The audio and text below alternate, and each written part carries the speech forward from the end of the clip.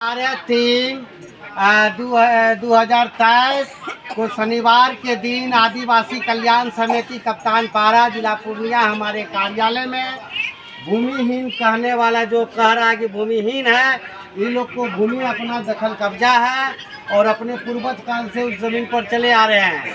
सिर्फ सरकार का जो कार्य संस्कृति है और सरकार का जो ये घपलाबाजी है, जो आम गरीब का कागजात बनाकर नहीं दिए हैं। इनका दखल में ज़मीन है लेकिन कागजात का हीन है, कागजात नहीं है। तो कागजात कौन बना कर देगा? सरकार। मैं सरकार को कह रहा हूं कि जितने भी पूर्णिया जिला में है झुग्गी झोपड़ी और जो भी कह रहे हैं कि हमको ज़मीन नहीं है और ज़मीन छिना गए हैं, इसकी जांच करके इन लोगों का अथो स्थिति जहाँ घर है वहाँ बनाकर कागजात दे, बास्की पर्चा दे।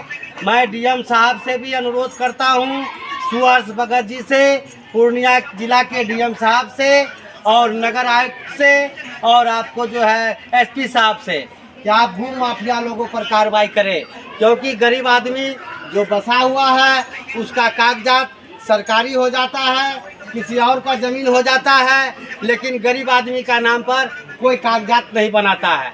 तो आज हम सरकार को कह रहे हैं कि दखल इन लोगों का है, बाप दादा का काल से पूर्वजों से रहते चले आ रहा है और इन लोगों का कागजात बनाकर नहीं दिए हैं। आप इन लोगों को कागजात दीजिए और इसको हर एक सुविधा दीजिए, क्योंकि इसलिए कि आपका माफिया जो इस तरह से तंग परेशान करते हैं इन लोगों को, उस पर भी कार्रवाई कीजिए, अन्यथा आप लोगों के विरोध आम जनता सड़क पर उतरेगा और कानून व्यवस्था पर सवाल करने पर आप कहिएगा कि कानून व्यवस्था पर बाधा डालता है, इसलिए कि हमारे ऊपर कोई जुल्म करेगा और माफिया हम पे रंगबाजी करेगा तो हम उसका सहने के लिए नहीं है, उसकी जवाब दे सकते हैं। जब हमारा कानून व्यवस्था में कमी है और तो उसको हम लोग समाज मिलकर उस कानून व्यवस्था को सही करने के लिए सहयोग करेंगे और हम गलत कानून का विरोध करेंगे और गरीबों के अधिकार के लिए हम सरकार के विरोध करेंगे। नहीं तो सरकार आप इन लोगों को करिए व्यवस्था और नहीं तो तंग परेशान नहीं कीजिए। जो जहाँ बसा हुआ है, अशोक ठाकुर का ज़मीन में बसा हुआ है, आपको कुछ भी करना है तो अशोक ठाकुर को नोटिस कीजिए, अशोक ठाकुर से कागजात लीजिए। इस गरीब को मत तोड़िए, इस गरीब पर जुल्म मत कीजिए और माफियाओं पर कार्रवाई कीजिए।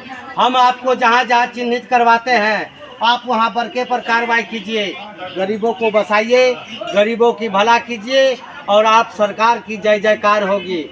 अगर गरीब को आप 70 साल से जिस तरह से बरगलाए देखे आज उसको वंचित कर रहे हैं, अन्यथा आप सरकार को सोचना होगा कि अगला 2024 में किस प्रकार का हमको सरकार चाहिए।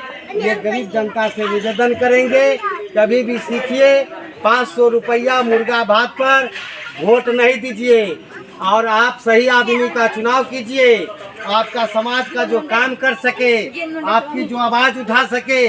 मैं अशोक ठाकुर आपकी आवाज़ उठा रहा हूँ, इसका मतलब ये मत समझिएगा कि मैं इलेक्शन में खड़ा होऊंगा, मैं इलेक्शन में खड़ा नहीं हूँगा, लेकिन आपका आवाज़ हमेशा मेरे दरबार पर आइएगा तो मैं आपका आवाज़ उठाऊंगा और सरकार को आईना दिखाऊंगा कि देखिए हमारे गरीब के साथ क्या मजाक करा।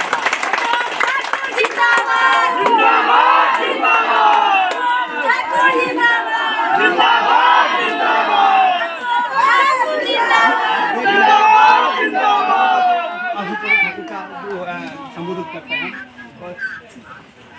देखिए ये बूढ़ा पुरान है, इनको भगाते हैं माफिया सब, अफसर सब जो भी है, ये कहाँ भागे हैं? कोई है इसका कोई देखने वाला नहीं है।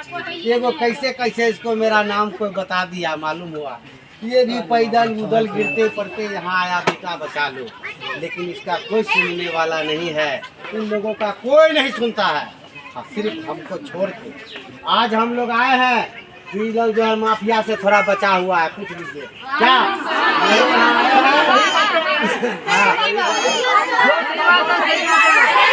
यहाँ आने से माफिया लोग अभी इसके ऊपर जो है अभी जो है अथी नहीं कर रहा है, बदमाशी नहीं कर रहा है। लेकिन कुछ कुछ के साथ कर रहा, नहीं तो प्राय सबको उजाड़ता था, सबको भगाता था। यहाँ आने से, अशोक ठाकुर के नाम लेने से इन लोगों का भी खुट्टा मजबूत है और भ्रष्ट अधिकारी का भी जो है लोटिया गोल है। छोड़ेंगे नहीं, माफिया को, भ्रष्ट अधिकारी को नहीं छोड़ेंगे। इसलिए गरीब को न्याय नहीं मिल रहा है। आप बढ़ावा दे रहे हैं माफिया को। आप पहले इसका कागज दीजिए, आपको हमसे फरियाना होगा। अशोक ठाकुर, किंग ऑफ पूर्णिया से।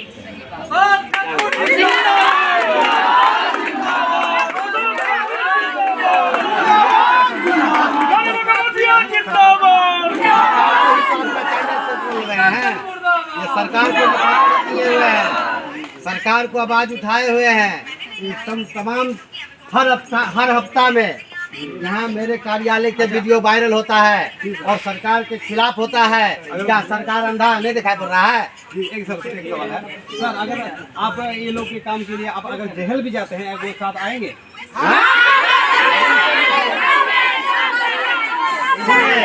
सुनिए, मैं सिखा नहीं रहा हूँ।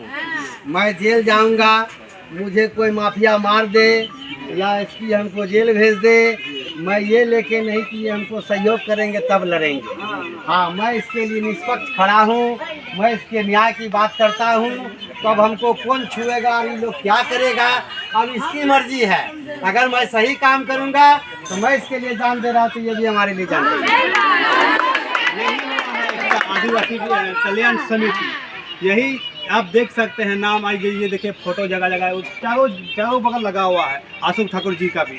और बहुत धन्यवाद देते हैं जो आप लोग आदिवासी को इतना मजबूत करते हैं और उसको आपको सिखाते हैं कि जैसे कि जमीन के लिए उनके पूर्वज का जमीन है, आदिवासी का पूर्वज का जमीन है, उसको मालूम नहीं है।